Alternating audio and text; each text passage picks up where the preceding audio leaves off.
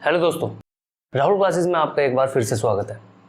हमने अभी last video में जर्नल एंट्रीज का पार्ट 1 पढ़ा है। अगर आपने वो वीडियो नहीं देखी है तो प्लीज़ एक बार उस वीडियो को जाकर देख लीजिए। लिंक डिस्क्रिप्शन में डाला हुआ है, आप जाकर एक बार चेक कर लीजिए।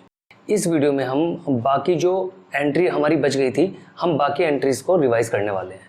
तो ठीक है, फिर शुरू करते हैं।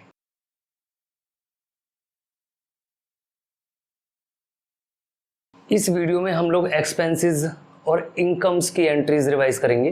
देखो, एक्सपेंस का क्या मतलब होता है? जब कोई भी पर्सन है जो बिजनेस करता है तो उसको काफ़ी सारे खर्चे करने पड़ते हैं। एग्जांपल बताता हूँ, जैसे कि जो बिजनेसमैन है उसके जो वर्कर्स हैं जो जॉब कर रहे हैं उनको सैलरी देनी है, रेंट देना है। हो सकता है कि वो जो बिजनेस प्रोमाइसेस है वो किराए पे चल रहा हो, रेंट देना पड़ सकता है। सैलरी होती है, इलेक्ट्रिसिटी बिल हो सकते हैं, ठीक है। और भी काफ़ी सारे खर्चे हैं, जैसे एग्जांपल स्टेशनरी परचेज़ की, या प्रिंटिंग करवानी पड़ रही है, या एडवर्टाइजमेंट करने पड़ रहे हैं। तो काफ़ी सारे एक्सपेंसेस हो सकते हैं, ठीक है। ये तो मैंने कुछ एग्जांपल आपको एक्सपेंसेस के बताए। इसी तरीके से काफ़ी सारे इनकम्स भी होती है बिजनेस में। जैसे एग्जांपल, हमने इंटरेस्ट रिसीव किया। अगर बिजनेसमैन ने कुछ पैसे बैंक में डिपॉजिट कर रखे हैं तो उस पर इंटरेस्ट आ सकता है, या फिर कहीं इन्वेस्ट कर रखे हैं तो उससे कोई रिटर्न आ सकता है। और कमीशन भी रिसीव हो जाता है कभी कभी हमें रेंट भी रिसीव हो सकता है। तो इस तरीके की हैं चीज़ें। तो हम इस वीडियो में फ़िलहाल एक्सपेंसेस और इनकम्स की ही बात करेंगे। आइए एंट्री करते हैं।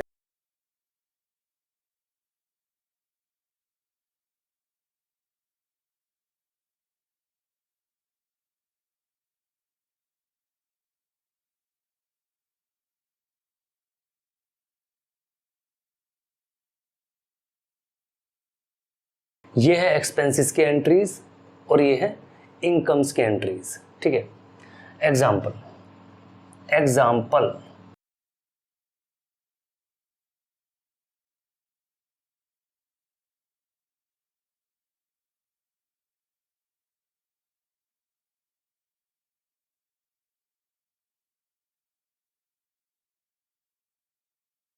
हमने सैलरी पे की ₹10,000, सैलरीज पेड ₹10,000। इधर इनकम का एग्जाम्पल है।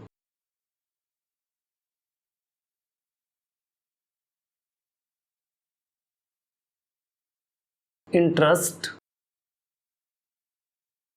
रिसीव्ड ₹20,000। तो इसकी एंट्री क्या होगी? Salaries paid ₹10,000। इसको हम बोलते हैं कि हमने सैलरी पे की, मतलब हमने अपने वर्कर्स को सैलरी पे की। तो एंट्री होगी salaries account debit to cash account. जैसे मैंने लास्ट वीडियो में बताया था कि आप कैश की जगह बैंक भी लिख सकते हैं अगर आपको क्वेश्चन में बाई चेक बोला है तो, ठीक है। ₹10,000 और ये है इनकम की एंट्री। Interest receive ₹10,000, sorry ₹20,000। तो इसकी एंट्री होगी cash account debit to interest account ₹20,000 and 20,000। देखो, यहाँ बच्चे कंफ्यूज होते हैं, थोड़ा सा मेरी बात ज़रा ध्यान से सुनना। यहाँ बच्चे कंफ्यूज होते हैं कि हमने फर्स्ट रूल में पढ़ा था। मेरी वीडियोज़ आप जाकर देखना, पहले रूल्स वाली वीडियो, लिंक डिस्क्रिप्शन में है, सभी चीज़ों के लिंक डिस्क्रिप्शन में आप देख लीजिए। हम ही ने पढ़ा था कि जब भी कभी हमारे पास कुछ आएगा तो उसे डेबिट करेंगे, और जब भी कभी हमारे पास से कुछ जाएगा तो उसे क्रेडिट करेंगे। ये मैंने ही आपको पढ़ाया था। लेकिन इसमें दिक्कत ये हो रही है, हमारे मन में एक बात है कि सैलरी तो हम पे कर रहे हैं तो फिर डेबिट क्यों किया, हमें तो क्रेडिट करना चाहिए था। और इंटरेस्ट तो हम रिसीव कर रहे हैं तो डेबिट करना चाहिए था, क्रेडिट क्यों करा। तो हमारे मन में ये वाली बात एक मिथ आता है। आप याद करो, हमने रूल नंबर 2 में पढ़ा था, एक्सपेंसेस को डेबिट करेंगे और इनकम्स को क्रेडिट करेंगे। तो आपको मैं बता दूं, जब भी कभी आप कोई एंट्री करेंगे सबसे पहले आपको कैश के बारे में सोचना है। देखिए बताता हूँ, यहाँ पे लिखता हूँ, ये पढ़ो, कैश की सिर्फ 2 ही बातें हैं, या तो कैश आ रहा होगा, प्लस का मतलब आना, या फिर कैश जा रहा होगा। अगर कैश आ रहा होगा तो भाई डेबिट होगा, और अगर कैश जा रहा होगा तो क्रेडिट होगा। अब आप इस बात को ज़रा इन दोनों एंट्रीज में अप्लाई कीजिए जो मैंने ऊपर लिखी हैं। ज़रा इसमें सोचिए, इसमें सैलरी पे की, पैसे आ रहे हैं या फिर जा रहे हैं। सिंपल सी बात है, पैसे जा रहे हैं। अगर पैसे जा रहे हैं तो कैश की ये वाली बात लगी ना, इसका मतलब कैश को तो क्रेडिट में ही रखना पड़ेगा, और मैंने देखो कैश को क्रेडिट में ही रखा है, ठीक है। डेबिट में क्या, डेबिट में उस एक्सपेंस का नाम आएगा, उस एक्सपेंस का नाम, यहाँ पे उस एक्सपेंस का नाम है सैलरीज, ठीक है। तो एंट्री बन गई salaries account debit to cash account, ठीक है। अच्छा इधर आइए, इसमें इंटरेस्ट रिसीव किया, तो इंटरेस्ट रिसीव किया तो पैसे आए होंगे, और अगर मैं कैश के हिसाब से देखूं तो कैश मेरे पास आया होगा, आएगा तो कैश डेबिट होगा। इसी वजह से मैंने कैश अकाउंट को डेबिट साइड में लिखा, और टू में उस इनकम का नाम लिखा जिस इनकम से वो इनकम मतलब वो पैसे हमारे पास आ रहे हैं, और उस इनकम का नाम है इंटरेस्ट अकाउंट। जैसे कि ये रहा, उस इनकम का नाम है इंटरेस्ट अकाउंट। तो ये आपकी एक्सपेंसेस की एंट्री है। बहुत सिंपल सा कंसेप्ट है।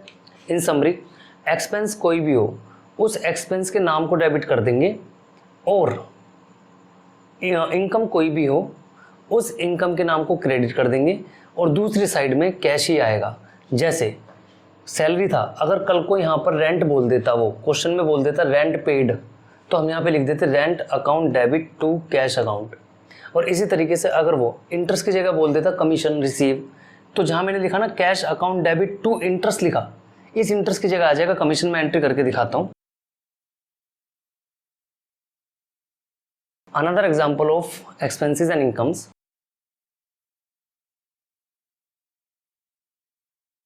Rent paid ₹5,000 and income का एग्जाम्पल होगा आपका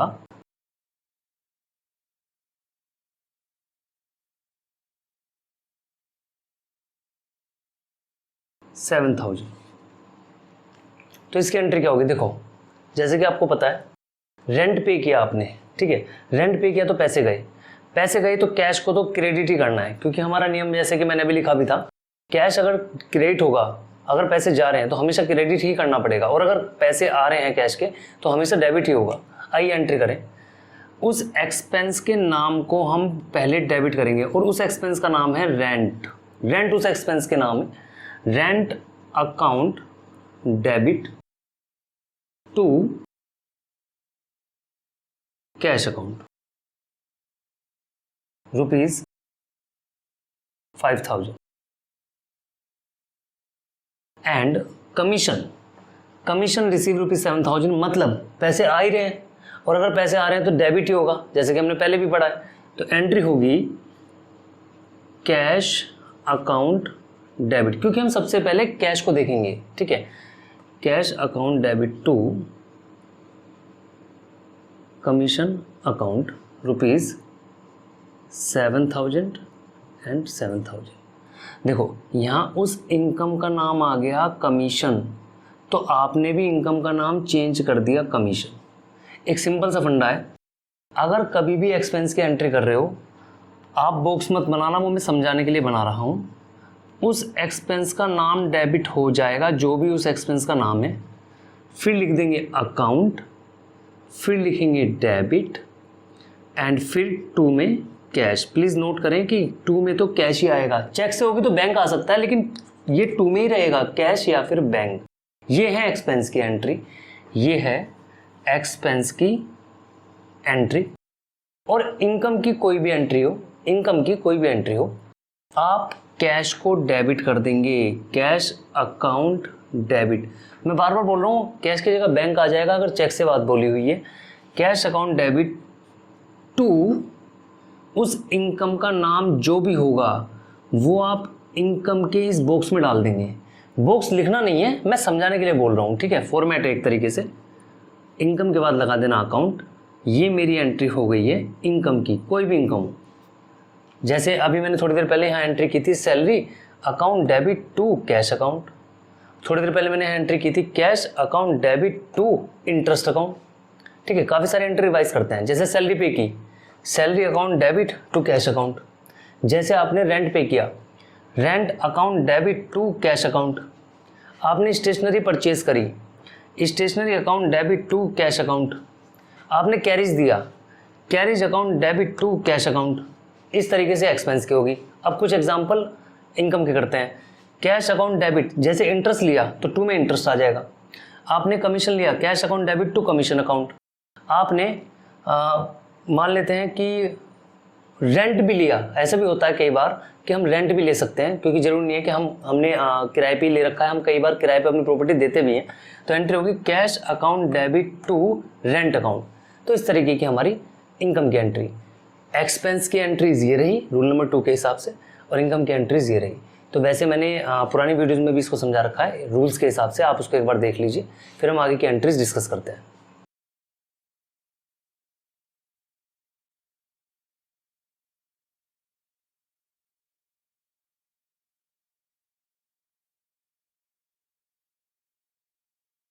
चलिए अब हम आगे की एंट्रीज डिस्कस करते हैं। मैं बताता हूँ आपको।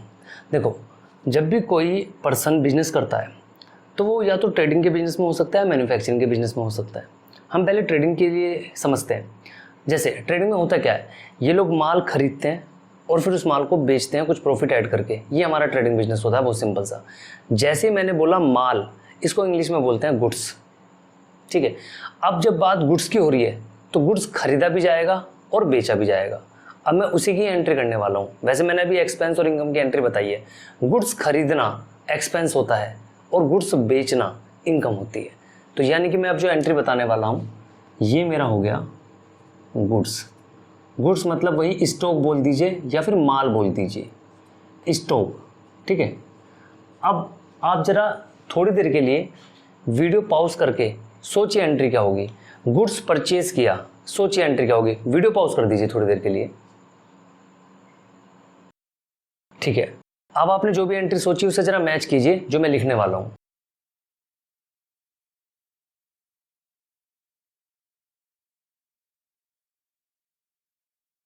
गुड्स परचेज, तो गुड्स परचेज की एंट्री होगी आपकी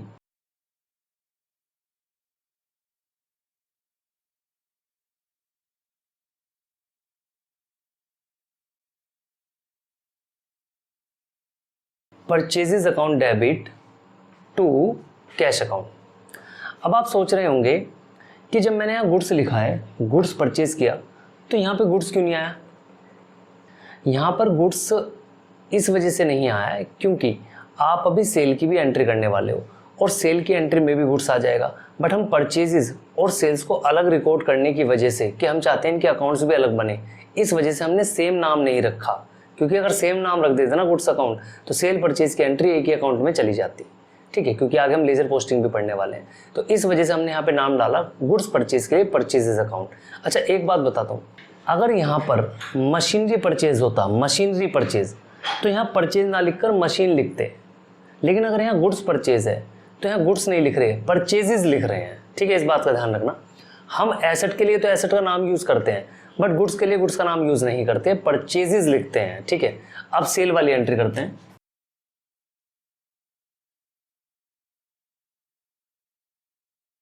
गुड्स सोल्ड, फिर से एक बार इसकी एंट्री सोचिए। अब आप सोच रहे होंगे cash account debit to goods, entry गलत है। मैं सही बताता हूं, एंट्री होगी cash account debit to sales. भाई जब हमने यहाँ पे गुड्स नहीं लिखा, हमने यहाँ पे परचेज लिखा है, इसी तरीके से हम यहाँ पे भी तो गुड्स नहीं लिख सकते ना, यहाँ सेल्स लिखेंगे। क्योंकि हम समझते हैं कि यहाँ गुड्स आएगा, गुड्स नहीं आएगा, परचेज आएगा। और हम यहाँ पर भी समझते हैं गुड्स आएगा, गुड्स नहीं आएगा, सेल्स आएगा। देखिए, ये जो मैंने एंट्री करी है ये है माल खरीदने की एंट्री और ये है माल बेचने की एंट्री। ठीक है, दोनों ही एंट्रीज में कैश है। बार बार सेम बात बोलूँगा, कैश की जगह पे बैंक आ जाएगा अगर एंट्री चेक से करी है। ठीक है, अब आप ये देखिए, इन दोनों एंट्रीज में मैंने माल नगद ट्रांजैक्ट किया है, मतलब इसमें मैंने माल नगद खरीदा, नगद पैसे नगद दिए हैं, और इसमें मैंने माल नगद बेचा है, नगद बेचा है, यानी कि हैंड टू हैंड पैसे दिए हैं कि लीजिए पैसे और मुझे माल दे दीजिए। ऐसा भी तो होता है बिजनेस में, कि हम माल उधार भी खरीद सकते हैं और उधार बेच भी सकते हैं, तब क्या एंट्री होगी? सुनिए, देखो अगर हमने उधार मतलब क्रेडिट पे, ठीक है, अगर हमने माल उधार खरीदा तो एंट्री होगी purchases account debit to, guess कीजिए, वीडियो पॉज करके गैस कीजिए कि मैं यहाँ क्या लिखने वाला हूं, टू, अब मैच कीजिए जो भी आपने गैस किया, टू क्रेडिटर्स अकाउंट। ये क्रेडिटर्स क्यों आ गया? क्योंकि यहाँ आप पैसे दे रहे थे इसलिए कैश लिखा, और यहाँ आप उधार खरीद रहे हो इसलिए उस क्रेडिटर का नाम आ जाएगा। हम यहाँ क्रेडिटर ना लिखकर उसका नाम लिखेंगे। अगर हमें नाम नहीं पता चल रहा तो क्रेडिटर्स लिख देते हैं। क्रेडिटर्स की हिंदी होती है लेनदार। ये हमसे पैसा लेंगे, कल को लेंगे, लेकिन लेंगे जरूर क्योंकि हमने इनसे उधार माल खरीदा है, ठीक है। तो उधार माल खरीदने की एंट्री होती है purchases account debit to creditors account, purchases account debit to creditors account, ठीक है। भाई अगर हम उधार माल खरीद सकते हैं तो उधार बेच भी तो सकते हैं। अब आइए बेचने की एंट्री करते हैं। उधार यानी कि क्रेडिट पे आप इस क्रेडिट को इस क्रेडिटर से मैच ना कीजिए। क्रेडिटर का मतलब लेनदार और क्रेडिट का मतलब उधार, ठीक है। तो उधार खरीदा, यहाँ पे लिखता हूँ उधार परचेज किया और यहाँ उधार सेल किया, उधार बेचा, ठीक है। चलो तो अब उधार बेचने की एंट्री फिर से मैं बोलता हूँ, गैस कीजिए, कैश नहीं आएगा। आप अब तो समझ ही गए होंगे, जब मैं उधार खरीदते टाइम क्रेडिटर्स लिख रहा हूँ तो उधार बेचते टाइम मैं लिखूंगा डेटर्स अकाउंट डेबिट टू में तो सेल ही आएगा, सेल्स नहीं हट सकता क्योंकि माल तो आप बेच ही रहे हैं। तो एंट्री होगी debtors account debit to sales account. Debtors का हिंदी मतलब है देनदार, इसको यहाँ लिखता हूँ नीचे, डेटर्स का हिंदी मतलब है देनदार। अब हम कह रहे हैं कि भाई अब आप हमें पैसे दो, ठीक है। तो यानी कि उधार माल खरीदने की एंट्री परचेजेस टू क्रेडिटर्स और उधार माल बेचने की entry debtors account debit to sales, ठीक है। एक बार फिर से रिवाइज कर लेते हैं। नगद माल खरीदा, purchase account debit to cash account. उधार माल खरीदा, purchase account debit to creditors account. नगद माल बेचा, cash account debit to sales account. उधार माल बेचा, debtors account debit to sales account. अब एक बार ऐसे रिवाइज करते हैं। नगद माल खरीदा, परचेज टू कैश। नगद माल बेचा, कैश टू सेल्स, ठीक है। उधार माल खरीदा, परचेज टू क्रेडिटर्स। उधार माल बेचा, डेटर्स टू सेल्स। एक बार इसको रिवाइज कर लीजिए। इस वीडियो को पूरा देखने के लिए थैंक यू। अगर आपको वीडियो पसंद आई है तो लाइक कर दो, कमेंट कर दो और सब्सक्राइब तो जरूर करना होता है, आपको पता है, ठीक है।